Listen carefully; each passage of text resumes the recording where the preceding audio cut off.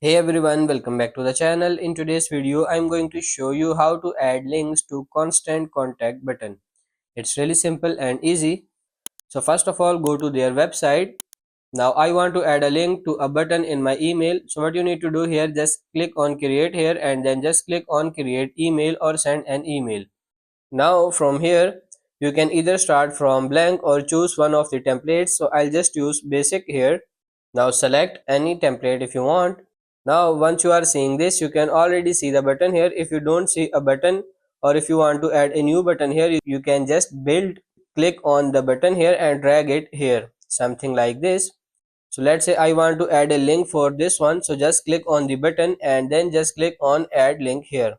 Now you can see all of the options here that you can use. I'll just use web page.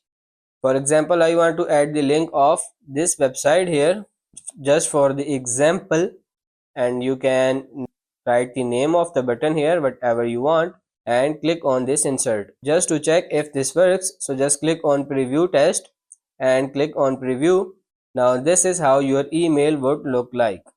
So that's pretty much it for this video. That's how to add links to constant contact button. I hope this video was helpful. If it is, like it and subscribe to the channel. Thank you.